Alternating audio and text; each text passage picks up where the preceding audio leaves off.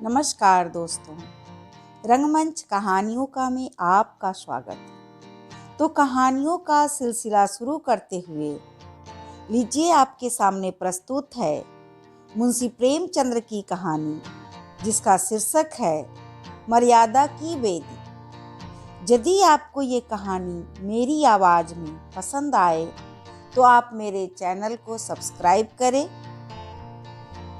Like करें तथा अपने साहित्य प्रेमी दोस्तों के साथ अवश्य शेयर करें।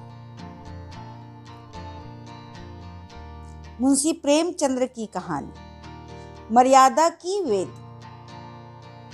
यह वह समय था जब चित्तौड़ में मृदुभाषिनी मीरा प्यारी आत्माओं को ईश्वर प्रेम के प्याले पिलाती थी। रणछोड़ जी के मंदिर में जब भक्ति से विहल होकर वह अपने मधुर स्वरों में अपने पीयूष पूरित पदों को गाती तो श्रोतागण प्रेमानुराग से उन्मत्त हो जाते। प्रतिदिन यह स्वर्गीय आनंद उठाने के लिए सारे चित्तौड़ के लोग ऐसे उत्सुक होकर दौड़ते जैसे दिन भर की प्यासी गायें दूर से किसी सरोवर को देखकर उसकी ओर दौड़ती। इस प्रेम सुधा सागर से केवल चित्तौड़ वासियों ही की तृप्ति न होती थी, बल्कि समस्त राजपूताना की मरुभूमि प्लावित हो जाती थी। एक बार ऐसा संजोग हुआ कि झालावाड़ा के राव साहब और मंदार राज्य के कुमार दोनों ही लाव लश्कर के साथ चित्तौड़ आए। राव साहब के साथ राजकुमारी प्रभा भी थी, जिसके रूप और गुण की दूर दूर तक चर्चा थी। यही रणछोड़ जी के मंदिर में दोनों की आंखें मिली। प्रेम ने बाण चलाया। राजकुमार सारे दिन उदासीन भाव से शहर की गलियों में घूमा करता। राजकुमारी विरह से व्यथित अपने महल के झरोकों से झांका करती। दोनों व्याकुल होकर संध्या समय मंदिर में आते और यहाँ चंद्र को देखकर कुमुदनी खिल जाती। प्रेम प्रवीण मीरा ने कई बार इन दोनों प्रेमियों को सतृष्ण नेत्रों से परस्पर देखते हुए पाकर उनके मन के भावों को तार दिया। एक दिन कीर्तन के पश्चात जब झालावाड़ के राय साहब चलने लगे तो उसने मंदार के राजकुमार को बुलाकर उनके सामने खड़ा कर दिया और कहा, राव साहब, मैं प्रभा के लिए वर लाई हूँ, आप इसे स्वीकार कीजिए। प्रभा लज्जा से गड़ सी गई। राजकुमार के गुणशील पर राव साहब पहले ही से मोहित हो रहे थे। उन्होंने तुरंत उसे छाती से लगा लिया। उसी अवसर पर चित्तौड़ के राणा भोजराज जी मंदिर में आए। उन्होंने प्रभा का मुख चंद्र देखा। उनकी छाती पर सांप लौटने लगा। झालावाड़ में बड़ी धूम थी। राजकुमारी प्रभा का आज विवाह होगा। मंदार से बारात आएंगी। मेहमानों की सेवा सम्मान की तैयारियां हो रही थी। दुकानें सजी हुई थी। नौबत खाने आमोदालाप से गूंजते थे।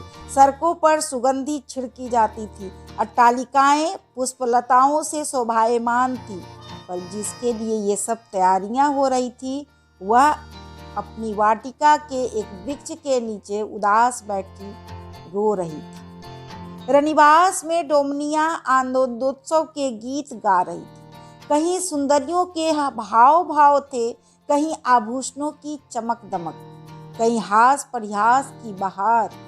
नाइन बात बात पर तेज होती थी। मलिन गर्भ से फुली न समाती थी।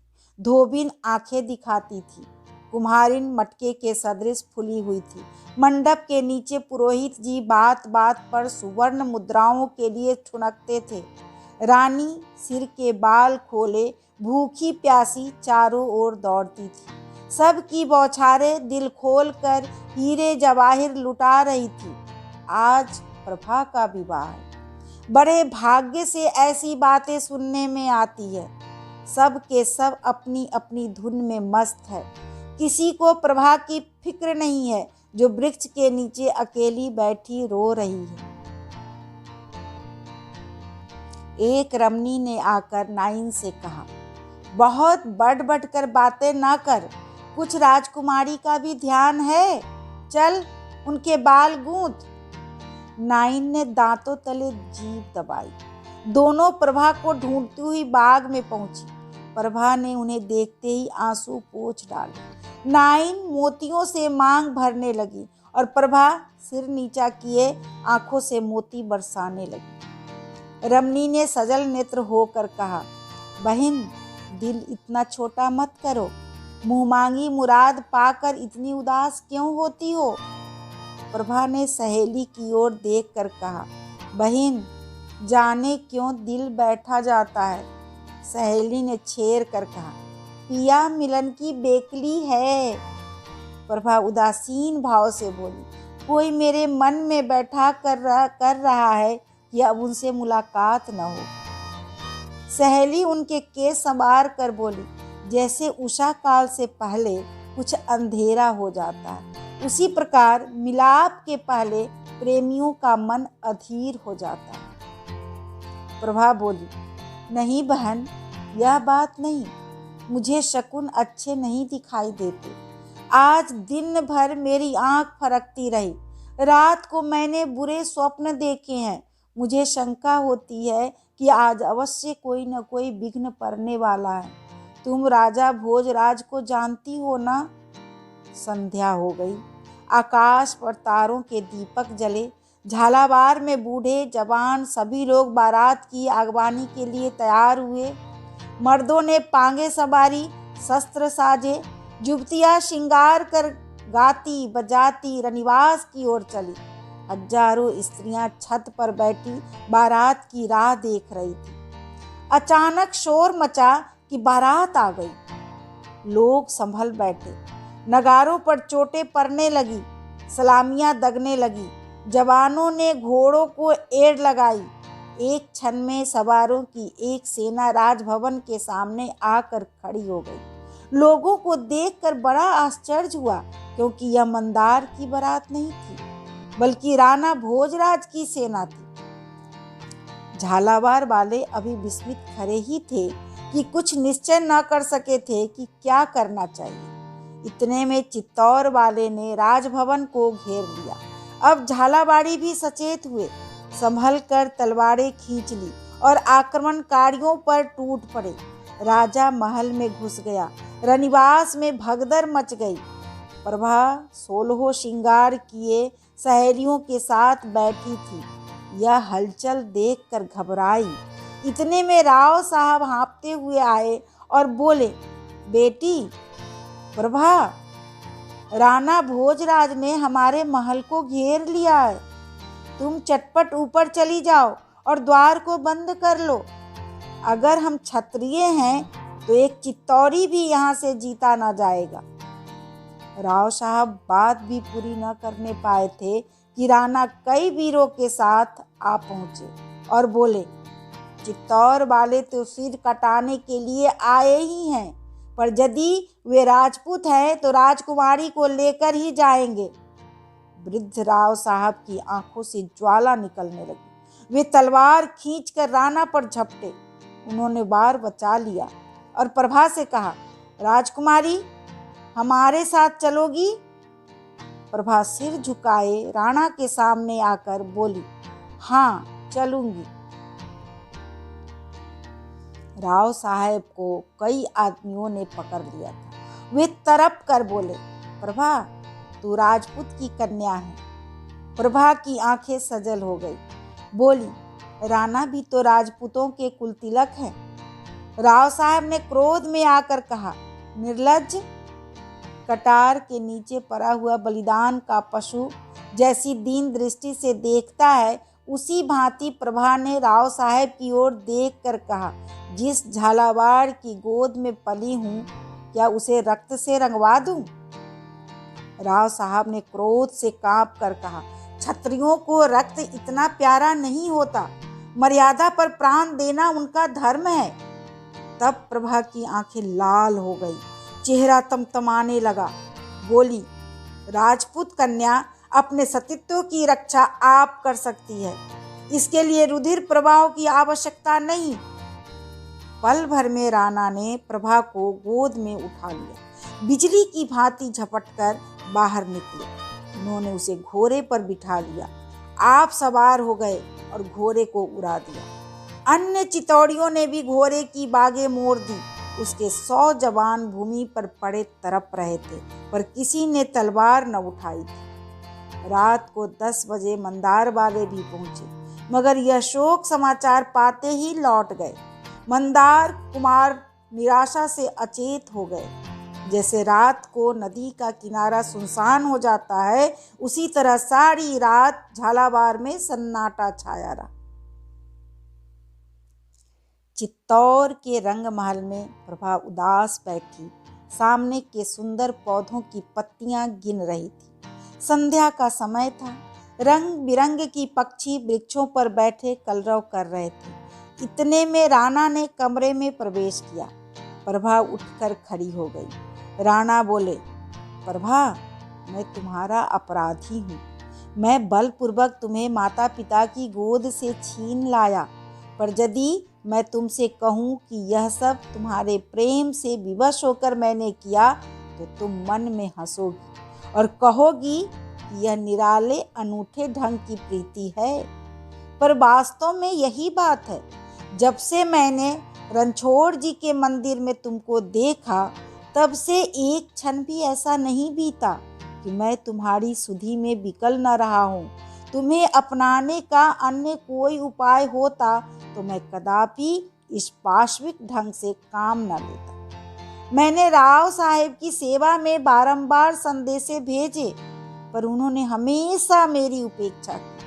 अंत में जब तुम्हारे विवाह की अवधि आ गई और मैंने देखा कि एक ही दिन में तुम दूसरे की प्रेम पात्री हो जाओगी और तुम्हारा ध्यान करना भी मेरी आत्मा को दूषित करेगा, तो लाचार होकर मुझे यह अनीति करनी पड़ी। मैं मानता हूँ कि यह सर्वथा मेरी स्वार्थता है। मैंने अपने प्रेम के सामने तुम्हारे मनोगत भावों को कुछ न समझा, पर प्रेम स्वयं एक बढ़ी हुई स्वार्थ पड़ता है। जब मनुष्य को अपने प्रियतम के सिवाय और कुछ नहीं सूझता, मुझे पूरा विश्वास था कि मैं अपने विनीत भाव और प्रेम से तुमको अपना लूँगा। प्रभा, प्यास से मरता हुआ मनुष्य यदि किसी गड्ढे में मुंह डाल दे तो वह दंड का भागी नहीं है। मैं प्रेम का प्यासा हूँ। मीरा मेरी सहधर्मिणी है। उसका हृदय प्रेम का अगाध सागर है। उसका एक चुल्लू भी मुझे उन्मत्त करने के लिए काफी था। पर जिस हृदय में ईश्वर का वास हो, वहाँ मेरे लिए स्थान कहाँ? तुम शायद कहोगी कि यदि तुम्हारे सिर पर प्रेम का भूत सवार था, तो क्या सारे राजपुताने में स्त्रियां न थी? निसंदेह राजपुताने में सुंदरता का अभाव नहीं है, और न चित्तौड़ाधिपति की ओर से विवाह की बातचीत किसी के अनादर का कारण हो सकती है। और इसका जवाब तुम आप ही हो। इसका दोष तुम्हारे ही ऊपर है। राजस्थान में एक ही चित्तौड़ है, एक ही राणा और एक ही प्रभा। संभव है मेरे भाग्य में प्रेमानंद भोगना न लिखा हो। यह मैं अपने कर्म लेख को मिटाने का थोड़ा सा प्रयत्न कर रहा हूँ, परंतु भाग्य के अधीन बैठे रहना पुरुषों का काम नहीं है। मुझे इसमें सफलता होगी या नहीं, इसका फैसला तुम्हारे हाथ है। प्रभा की आंखें जमीन की तरफ थी और मन फुदकने वाली चिड़िया की भांति इधर उधर उड़ता फिरता। वह झालावाड़ को मार काट से बचाने के लिए राणा के साथ आई थी, मगर राणा के प्रति उसके हृदय में क्रोध की तरंगे उठ रही थी। उसने सोचा था कि वे यहाँ आएंगे तो उन्हें राजपूत, कुल कलंक, अन्यायी, दुराचारी, दुरात्मा, कायर कहकर उनका गर्व चूर चूर कर दूंगी। उसको विश्वास था कि यह अपमान उनसे न सहा जाएगा और वे मुझे बलात् अपने काबू में लाना चाहेंगे। इस अंतिम समय के लिए उसने अपने हृदय को खूब मजबूत और अपनी कटार को खूब तेज कर रखा था। उसने निश्चय कर लिया था कि इसका एक बार उन पर होगा दूसरा अपने कलेजे पर, और इस प्रकार यह पाप कांड समाप्त हो जाएगा। लेकिन राणा की नम्रता, उनकी करुणात्मक विवेचना और उनके विनीत भाव ने प्रभा को शांत कर दिया। आग पानी से बुझ जाती है। राणा कुछ देर वहीं बैठे रहे, फिर उठकर चले गए। प्रभा को चित्तौड़ में रहने दो, महीनों गुजर चुके हैं। राणा उसके पास फिर न आए। इस बीच में उनके विचारों में कुछ अंतर हो गया है। झालावाड़ पर आक्रमण होने के पहले मीराबाई को इसकी बिल्कुल खबर न थी। राणा ने इस प्रस्ताव को गुप्त रखा था, किंतु अब मीराबाई प्रायः उन्हें इस दुराग्रह पर लज्जित किया करती है, और धीरे धीरे राणा को भी विश्वास होने लगा है कि प्रभा इस तरह काबू में नहीं आ सकती। उन्होंने उसके सुख विलास की सामग्री एकत्र करने में कोई कसर नहीं छोड़ रखी थी, लेकिन प्रभा उनकी तरफ आंख उठाकर भी नहीं देखती। राणा प्रभा की लौंडियों से नित्य का समाचार पूछा करते हैं। उन्हें रोज वही निराशापूर्ण वृत्तांत सुनाई देता है। मुरझाई हुई कली किसी भांति नहीं खिलती। तो उनको कभी कभी अपने इस दुस्साहस पर पश्चाताप होता है। वे पछताते हैं कि मैंने व्यर्थ ही यह अन्याय किया। लेकिन फिर प्रभा का अनुपम सौंदर्य नेत्रों के सामने आ जाता है, और वह अपने मन को इस विचार से समझा लेते हैं कि एक सगर्भा सुंदरी का प्रेम इतनी जल्दी परिवर्तित नहीं हो सकती। निसंदेह मेरा मृदु व्यवहार भी कभी न कभी अपना प्रभाव दिखलाएगा। प्रभा सारे दिन अकेली बैठी बैठी उकताती और झुंझलाती थी। उसके विनोद के निमित्त कई गाने वाली स्त्रियां नियुक्त थी, किंतु राग रंग में उसे अरुचि हो गई। वह प्रतिक्षण चिंताओं में डूबी रहती थी। राणा के नम्र भाषण का प्रभाव अब मिट चुका था, और उनकी अमानुषिक वृत्ति अब फिर अपने यथार्थ रूप में दिखाई देने लगी थी। वाक चतुरता शांतिकारक नहीं होती, वह केवल निरुत्तर कर देती है। प्रभा को अब अपने अवाक हो जाने पर आश्चर्य होता है। उसे राणा की बातों के उत्तर भी सूझने लगे हैं। वह कभी कभी उनसे लड़कर अपनी किस्मत का फैसला करने के लिए विकल हो जाती है, मगर अब वाद विवाद किस काम का। वह सोचती है कि मैं राव साहब की कन्या हूँ, पर संसार की दृष्टि में राणा की रानी हो चुकी। अब यदि मैं इस कैद से छूट भी जाऊं तो मेरे लिए कहाँ ठिकाना है। मैं कैसे मुंह दिखाऊंगी। इससे केवल मेरे वंश का ही नहीं, वरन समस्त राजपूत जाति का नाम डूब जाएगा। मंदार कुमार मेरे सच्चे प्रेमी हैं, मगर क्या वे मुझे अंगीकार करेंगे? और यदि वे निंदा की परवाह न करके मुझे ग्रहण भी कर ले तो उनका मस्तक सदा के लिए नीचा हो जाएगा, और कभी न कभी उनका मन मेरी तरफ से फिर जाएगा। वे मुझे केवल कुल का कलंक समझने लगेंगे, या यहाँ से किसी तरह भाग जाऊं, लेकिन भाग कर जाऊं कहाँ? बाप के घर, वहाँ अब मेरी पैठ नहीं। मंदार कुमार के पास, इसमें उनका अपमान है और मेरा भी। तो क्या भिखारिणी बन जाऊं? इसमें भी जग हंसाई होगी, और न जाने प्रबल भाभी किस मार्ग पर ले जाए। अब अबला स्त्री के लिए सुंदरता प्राणघातक यंत्र से कम नहीं। ईश्वर, वह दिन न आए कि मैं क्षत्रिय जाति का कलंक बनूं। क्षत्रिय जाति ने मर्यादा के लिए पानी की तरह रक्त बहाया है। उनकी हजारों देवियों पर पुरुष का मुंह देखने के भय से सूखी लकड़ी के समान जल मरी है। ईश्वर, वह घड़ी न आए कि मेरे कारण किसी राजपूत का सिर लज्जा से नीचा हो। नहीं, मैं इसी कैद में मर जाऊंगी। राणा के अन्याय सहूंगी, जलूंगी, मरूंगी, पर इसी घर में।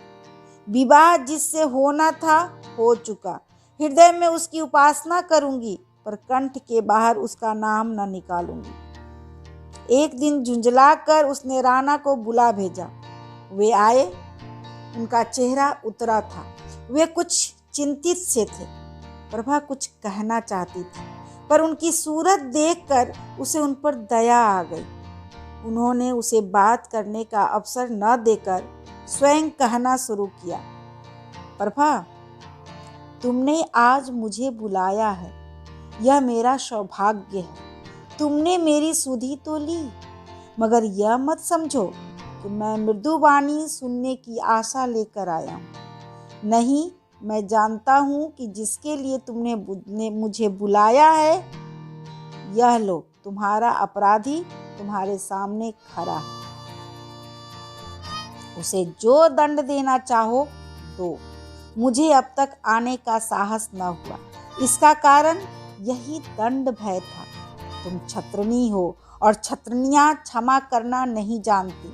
झालावाड़ में जब तुम मेरे साथ आने पर स्वयं उद्धत हो गई तो मैंने उसी क्षण तुम्हारे जौहर परख लिए। मुझे मालूम हो गया कि हृदय तुम्हारा बल और विश्वास से भरा हुआ है। उसे काबू में लाना सहज नहीं। तुम नहीं जानती कि यह एक मांस मैंने किस तरह काटा है। तड़प तड़प कर मर रहा हूँ, पर जिस तरह शिकारी बिफरी हुई सिंहनी के सम्मुख जाने से डरता है, वही दशा मेरी थी। मैं कई बार आया, यहाँ तुमको उदास तैयारियां चढ़ाते बैठे देखा। मुझे अंदर पैर रखने का साहस न हुआ, मगर आज मैं बिना बुलाया मेहमान नहीं हूँ। तुमने मुझे बुलाया है और तुम्हें अपने मेहमान का स्वागत करना चाहिए। हृदय से न सही, जहाँ अग्नि प्रज्वलित हो वहाँ ठंडक कहाँ। बातों से ही सही, अपने भावों को दबा कर ही सही, मेहमान का स्वागत करो। सागर में शत्रु का आदर मित्रों से भी अधिक किया जाता है। प्रभा, एक क्षण के लिए क्रोध को शांत करो और मेरे अपराधों पर विचार करो। तुम मेरे ऊपर यही दोषारोपण कर सकती हो कि मैं तुम्हें माता पिता की गोद से छीन लाया। तुम जानती हो, कृष्ण भगवान रुक्मिणी को हर लाए थे। राजपूतों में यह कोई नई बात नहीं है। तुम कहोगी इससे झालावाड़ वालों का अपमान हुआ, पर ऐसा कहना कदापि ठीक नहीं। झालावाड़ वालों ने यही किया जो मर्दों का धर्म था। उनका पुरुषार्थ देखकर हम चकित हो गए। यदि वे कृतकार्य नहीं हुए तो यह उनका दोष नहीं है। वीरों की सदैव जीत नहीं होती। हम इसलिए सफल हुए कि हमारी संख्या अधिक थी और इस काम के लिए तैयार होकर गए थे। वे निशंक थे, इस कारण उनकी हार हुई। यदि हम वहाँ से शीघ्र ही प्राण बचाकर भाग न आते तो हमारी गति वही होती जो राय साहब ने कही थी, एक भी चित्तौड़ी न बचता। लेकिन ईश्वर के लिए यह मत सोचो कि मैं अपने अपराध के दूषण हूँ, मिटाना चाहता हूँ। नहीं, मुझसे अपराध हुआ है और मैं हृदय से उस पर लज्जित हूँ, पर अब तो जो कुछ होना था हो चुका। अब इस बिगड़े हुए खेल को मैं तुम्हारे ऊपर छोड़ता हूँ। यदि मुझे तुम्हारे हृदय में कोई स्थान मिले तो मैं उसे स्वर्ग समझूंगा। डूबते हुए को तिनके का सहारा भी बहुत है। क्या यह संभव है? प्रभा बोली, नहीं। राणा, झालावाड़ जाना चाहती हो? प्रभा, नहीं। राणा, मंदार के राजकुमार के पास भेज दूं? प्रभा, कदापि नहीं। राणा, केवल मुझसे यह तुम्हारा कूदना देखा नहीं जाता? प्रभा, आप इस कष्ट से शीघ्र ही मुक्त हो जाएंगे। राणा ने भयभीत दृष्टि से देखकर कहा, जैसी तुम्हारी इच्छा, और वे वहां से उठकर चले गए। 10 बजे रात का समय था। रणछोड़ जी के मंदिर में कीर्तन समाप्त हो चुका था और वैष्णव साधु बैठे हुए प्रसाद पा रहे थे। मीरा स्वयं अपने हाथ में थाल ला लाकर उनके आगे रखती थी। साधुओं और अभ्यागतों के आदर सत्कार में उस देवी को आत्मिक आनंद प्राप्त होता था।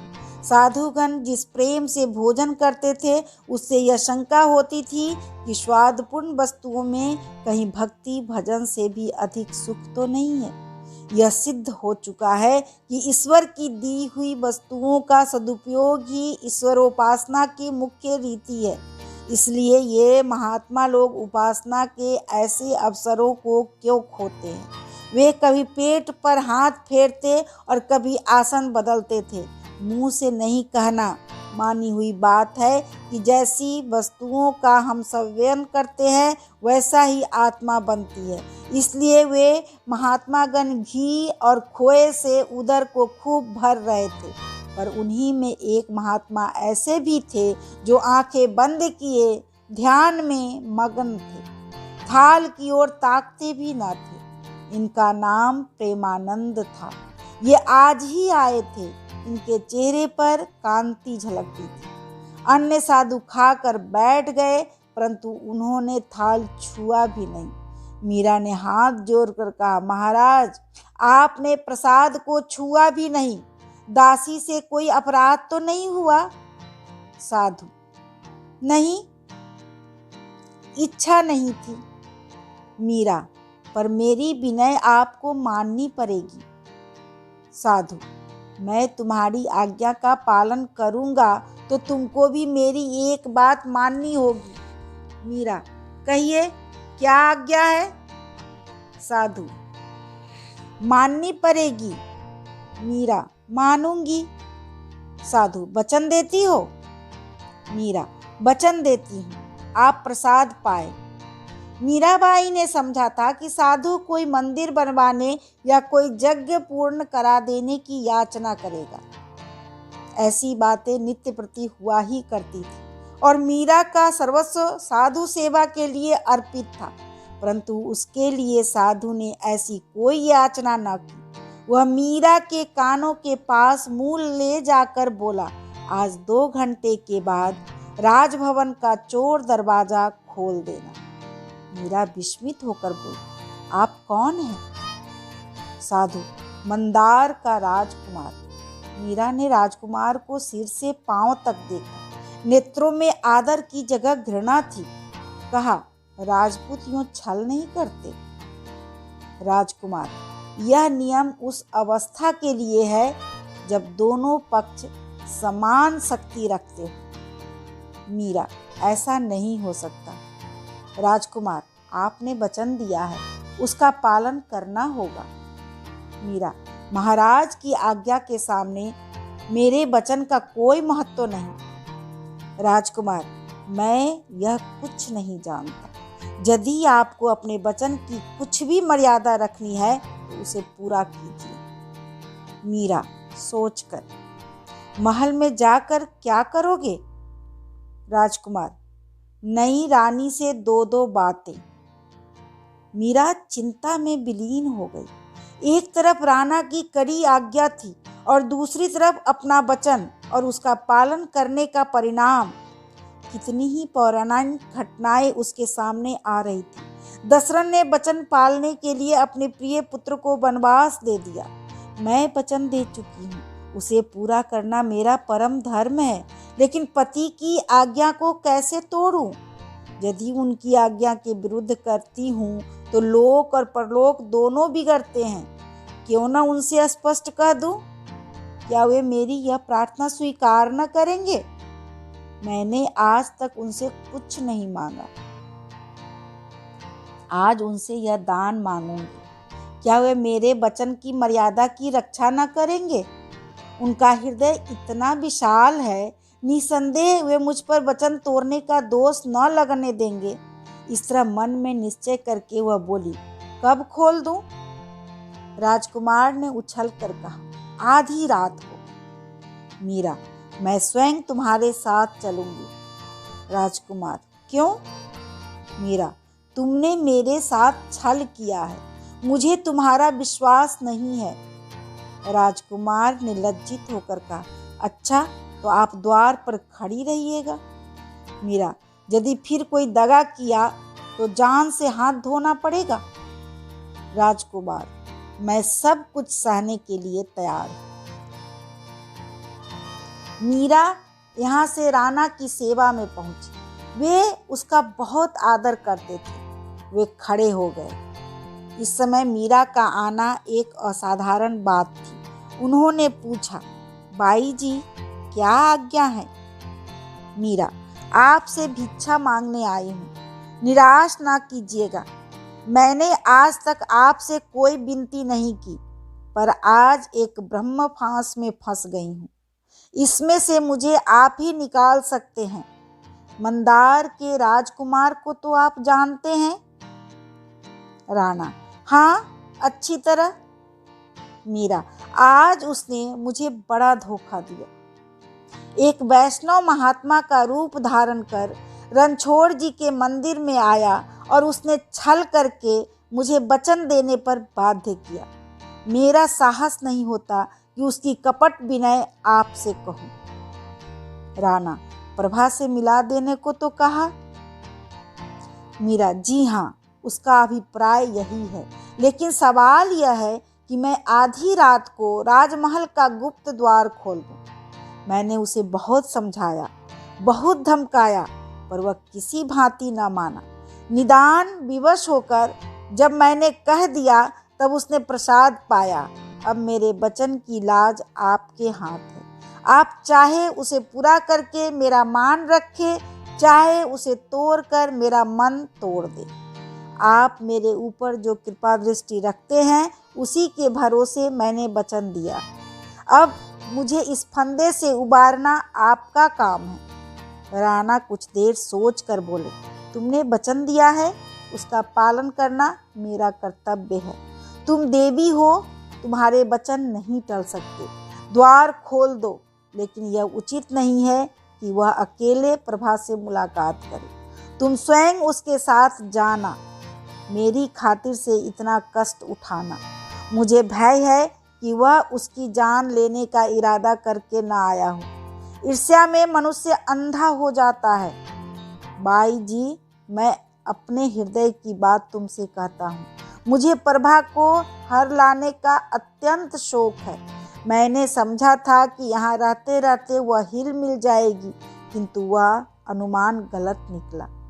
तुझे भय है कि यदि उसे कुछ दिन यहाँ और रहना पड़ा तो वह जीती न बचेगी। मुझ पर एक अबला की हत्या का अपराध लग जाएगा। मैंने उससे झालावाड़ जाने के लिए कहा, पर वह राजी न हुई। आज तुम उन दोनों की बातें सुनो। अगर वह मंदार कुमार के साथ जाने पर राजी हो तो मैं प्रसन्नता पूर्वक अनुमति दे दूंगा। मुझसे कूदना नहीं देखा जाता। ईश्वर उस सुंदरी का हृदय मेरी ओर फेर देता तो मेरा जीवन सफल हो जाता, किंतु जब यह सुख भाग्य में लिखा ही नहीं है तो क्या वश है। मैंने तुमसे ये बातें कही, इसके लिए मुझे क्षमा करना। तुम्हारे पवित्र हृदय में ऐसे विषयों के लिए स्थान कहाँ। मीरा ने आकाश की ओर संकोच से देख कर कहा, तो मुझे आज्ञा है मैं चोर द्वार खोल दूं। राणा: तुम इस घर की स्वामिनी हो, मुझसे पूछने की जरूरत नहीं। मीरा राणा को प्रणाम कर चली गई। आधी रात बीत चुकी थी। प्रभा चुपचाप बैठी दीपक की ओर देख रही थी और सोचती थी, इसके घुलने से प्रकाश होता है। यह बत्ती अगर जलती है तो दूसरों को लाभ पहुंचाती है।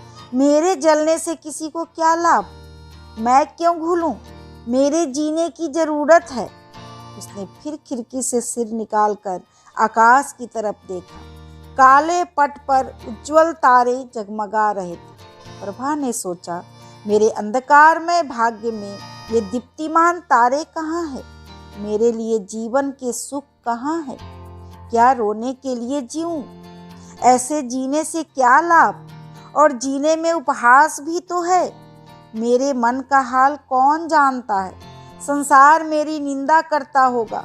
झालावाड़ की स्त्रियां मेरी मृत्यु के शुभ समाचार सुनने की प्रतीक्षा कर रही होगी। मेरी प्रिय माता लज्जा से आंखें न उठा सकती होगी, लेकिन जिस समय मेरे मरने की खबर मिलेगी, गर्व से उसका मस्तक ऊंचा हो जाएगा। यह बेहाई का जीना है। ऐसे जीने से तो मरना कहीं उत्तम है। प्रभा ने तकिए के नीचे से एक चमकती हुई कटार निकाली। उसके हाथ कांप रहे थे। उसने कटार की तरफ आंखें जमाई, हृदय को उसके अभिवादन के लिए मजबूत किया। हाथ उठाया, किंतु हाथ न उठा। आत्मा दृढ़ न थी, आंखें झपक गई, सिर में चक्कर आ गया, कटार हाथ से छूटकर जमीन पर गिर पड़ा। प्रभा खुद होकर सोचने लगी, क्या मैं वास्तव में निर्लज्ज हूँ? मैं राजपूतनी होकर मरने से डरती हूँ? मान मर्यादा खोकर बेहया लोग ही जिया करते हैं। वह कौन सी आकांक्षा है जिसने मेरी आत्मा को इतना निर्बल बना रखा है? क्या राणा की मीठी मीठी बातें राणा मेरे शत्रु हैं? उन्होंने मुझे पशु समझ रखा है, जिसे फंसाने के पश्चात हम पिंजरे में बंद करके हिलाते हैं। उन्होंने मेरे मन को अपनी वाक मधुरता का क्रीड़ा स्थल समझ लिया है। वे इस तरह घुमा घुमा कर बातें करते हैं और मेरी तरफ से युक्तियां निकाल कर उनका ऐसा उत्तर देते हैं कि जबान ही बंद हो जाती है। हाय, निर्दयी ने मेरा जीवन नष्ट कर दिया और मुझे यूं खेलता है। क्या इसलिए जीऊं कि उसके कपट भावों का खिलौना बनूं? फिर वह कौन सी अभिलाषा है? क्या राजकुमार का प्रेम? उनकी तो अब कल्पना ही मेरे लिए घोर पाप है। मैं अब उस देवता के योग्य नहीं हूँ प्रीतम। बहुत दिन हुए मैंने तुमको हृदय से निकाल दिया, तुम भी मुझे दिल से निकाल डालो। मृत्यु के सिवाय अब कहीं मेरा ठिकाना नहीं है। शंकर, मेरी निर्बल आत्मा की शक्ति प्रदान करो, मुझे कर्तव्य पालन का बल दो। प्रभा ने फिर कटार निकाली। इच्छा दृढ़ थी, हाथ उठा और निकट था कि कटार उसके शोकाकुल हृदय में चुभ जाए कि इतने में किसी के पांव की आहट सुनाई दी। उसने चौंक कर सहमी दृष्टि से देखा। मंदार कुमार धीरे धीरे पैर दबाता हुआ कमरे में दाखिल हुआ। प्रभा उसे देखते ही चौंक पड़ी। उसने कटार को छिपा लिया। राजकुमार को देखकर उसे आनंद की जगह रोमांचकारी भय उत्पन्न हुआ। यदि किसी को जरा भी संदेह हो गया तो इनका प्राण बचना कठिन है। इनको तुरंत यहाँ से निकल जाना चाहिए। यदि इन्हें बातें करने का अवसर दूं तो विलंब होगा और फिर ये अवश्य ही फंस जाएंगे।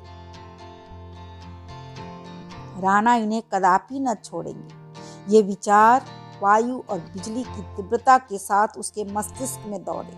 यह तीव्र स्वर में बोली, भीतर आ जाओ, भीतर मत आओ। राजकुमार ने पूछा, मुझे पहचाना नहीं? प्रभा, खूब पहचान लिया, परंतु यह बात करने का समय नहीं है। राणा तुम्हारी घात में है, अभी यहाँ से चले जाओ। राजकुमार ने एक पग और आगे बढ़ाया और निर्भीकता के कहा, प्रभा, तुम मुझसे निष्ठुरता करती हो। प्रभा ने धक्का देकर कहा, तुम यहाँ ठहरोगे तो मैं शोर मचा दूंगी। राजकुमार ने उदंडता से उत्तर दिया, इसका मुझे भय नहीं। मैं अपनी जान हथेली पर रख कर आया हूँ। आज दोनों में से एक का अंत हो जाएगा। या तो राणा रहेंगे या मैं रहूंगा। तुम मेरे साथ चलोगी? प्रभा ने दृढ़ता से कहा, नहीं। राजकुमार व्यंग भाव से बोला, क्यों? क्या चित्तौड़ की जलवायु पसंद आ गई? प्रभा ने राजकुमार की ओर तिरस्कृत नेत्रों से देख कर कहा, संसार में अपनी सब आशाएं पूरी नहीं होती। जिस तरह यहाँ मैं अपना जीवन काट रही हूँ वह मैं ही जानती हूँ, किंतु लोक निंदा भी तो कोई चीज है। संसार की दृष्टि में मैं चित्तौड़ की रानी हो चुकी। अब राणा जिस भांति रखे उसी भांति रहूंगी। मैं अंत समय तक उनसे घृणा करूंगी, जलूंगी, कूटूंगी। जब जलन न सही जाएगी तो विष खा लूंगी या छाती में कटार मारकर मर जाऊंगी, लेकिन इसी भवन में, इस घर के बाहर कदापि पैर न रखूंगी। राजकुमार के मन में संदेह हुआ कि प्रभा पर राणा का वशीकरण मंत्र चल गया। यह मुझसे छल कर रही है। प्रेम की जगह ईर्ष्या पैदा हुई। वह उसी भाव से बोला, और यदि मैं यहाँ से उठा ले जाऊं? प्रभा के तेवर बदल गए। बोली, तो मैं वही करूंगी जो ऐसी अवस्था में छतरनियां किया करती। अपने गले में छुरी मार लूंगी या तुम्हारे गले में। राजकुमार एक पग और आगे बढ़ाकर यह कटु वाक्य बोला, राणा के साथ तो तुम खुशी से चली आई, उस समय छुरी कहाँ गई थी? प्रभा को यह शब्द सरसा लगा। वह तिलमिला कर बोली, उस समय इसी छुरी के एक वार से खून की नदी बहने लगती। मैं नहीं चाहती थी कि मेरे कारण मेरे भाई बंधुओं की जान जाए। इसके सिवा मैं कुंवारी थी, मुझे अपनी मर्यादा के भंग होने का कोई भय न था। मैं पतिव्रत नहीं लिया, कम से कम संसार मुझे ऐसा समझता था। मैं अपनी दृष्टि में अब भी यही हूँ, किंतु संसार की दृष्टि में कुछ और हो गई हूँ। लोक लाज ने मुझे राणा की आज्ञाकारिणी बना दिया है। पतिव्रत की बेदी जबरदस्ती मेरे पैरों में डाल दी गई है। अब इसकी रक्षा करना मेरा धर्म है। इसके विपरीत और कुछ करना छतरनियों के नाम को कलंकित करना है। तुम मेरे घाव पर व्यर्थ नमक क्यों छिड़कते हो? यह कौन सी भलमानसी है? मेरे भाग्य में जो कुछ बदा है वह भोग रही हूँ, मुझे भोगने दो और तुझसे विनती करती हूँ कि शीघ्र ही यहाँ से चले जाओ। राजकुमार एक पग और बढ़ाकर दुष्ट भाव से बोला, प्रभा, यहाँ आकर तुम तिर्या चरित्र में निपुण हो गई। तुम मेरे साथ विश्वासघात करके अब धर्म की आड़ ले रही हो। तुमने मेरे प्रणय को पैरों तले कुचल दिया और अब मर्यादा का बहाना ढूंढ रही हो। मैं इन नेत्रों से राणा को तुम्हारे सौंदर्य पुष्प का भ्रमर बनते नहीं देख सकता। मेरी कामनाएं मिट्टी में मिलती है तो तुम्हें लेकर जाएगी। मेरा जीवन नष्ट होता है, उसके पहले तुम्हारे जीवन का भी अंत होगा। तुम्हारी बेवफाई का यही दंड है। बोलो, क्या निश्चय करती हो? इस समय मेरे साथ चलती हो या नहीं? किले के बाहर मेरे आदमी खड़े हैं। प्रभा ने निर्भयता से कहा, नहीं राजकुमार, सोच लो, नहीं तो पछताओगी। प्रभा खूब सोच लिया। राजकुमार ने तलवार खींच ली और वह प्रभा की तरफ लपके। प्रभा भय से आंखें बंद किए एक कदम पीछे हट गई। मालूम होता था उसे मूर्छा आ जाएगी। अकस्मात राणा तलवार लिए वेग के साथ कमरे में दाखिल हुए। राजकुमार संभल कर खड़ा हो गया। राणा ने सिंह के समान गरज कर कहा, दूर हट, क्षत्रिय स्त्रियों पर हाथ नहीं उठाते। राजकुमार ने तन कर उत्तर दिया, लज्जाहीन स्त्रियां की यही सजा है। राणा ने कहा, तुम्हारा वैर तो मैं था, मेरे सामने आते क्यों लजाते थे? जरा मैं भी तुम्हारी तलवार की काट देखता। राजकुमार ने ऐंठ कर राणा पर तलवार चलाई। शास्त्र विद्या में राणा अति कुशल था। वार खाली देकर राजकुमार पर झपटे। इतने में प्रभा, जो मूर्छित अवस्था में दीवार से चिमटी खड़ी थी, बिजली की तरह कौंध कर राजकुमार के सामने खड़ी हो गई। राणा वार कर चुके थे। तलवार का पूरा हाथ उसके कंधे पर पड़ा। रक्त की फुहार छूटने लगी। राणा ने एक ठंडी सांस ली और उन्होंने तलवार हाथ से फेंक कर गिरती हुई प्रभा को संभाल लिया। क्षण मात्र में प्रभा का मुखमंडल वर्णहीन हो गया। आंखें बुझ गई। दीपक ठंडा हो गया। मंदार कुमार ने भी तलवार फेंक दी और वह आंखों में आंसू भर प्रभा के सामने घुटने टेक कर बैठ गया। दोनों प्रेमियों की आंखें सजल थी। पतिते बुझे हुए दीपक पर जान दे रहे थे। प्रेम के रहस्य निराले हैं। अभी एक क्षण हुआ, राजकुमार प्रभा पर तलवार लेकर झपटा था। प्रभा किसी प्रकार उसके साथ चलने पर उद्यत न होती थी। लज्जा का भय, धर्म की बेड़ी, कर्तव्य की दीवार रास्ता रोके खड़ी थी। परंतु उसे तलवार के सामने देखकर उसने उस पर अपना प्राण अर्पण कर दिया। प्रीति की प्रथा निभा दी, लेकिन अपने वचन के अनुसार उसी घर में। हाँ, प्रेम के रहस्य निराले हैं। अभी एक क्षण पहले राजकुमार प्रभा पर तलवार लेकर झपटा था, उसके खून का प्यासा था। ईर्ष्या की अग्नि उसके हृदय में दहक रही थी। वह रुधिर की धारा से शांत हो गई। कुछ देर तक वह अचेत बैठा रोता रहा, फिर उठा और उसने तलवार उठाकर जोर से अपनी छाती में चुभा ली। फिर रक्त की फुहार निकली, दोनों धाराएं मिल गई और उनमें कोई भेद न रहा। प्रभा उसके साथ चलने पर राजी न थी, किंतु यह प्रेम के बंधन को तोड़ न सकी। दोनों उसी घर में ही नहीं, संसार से एक साथ विदा हो गए। अभी आप सुन रहे थे मुंशी प्रेमचंद्र की प्रसिद्ध कहानी मर्यादा की बेटी। आप मेरी कहानी को लाइक करें, सब्सक्राइब करें तथा अपने साहित्य प्रेमी दोस्तों के साथ अवश्य शेयर करें। धन्यवाद।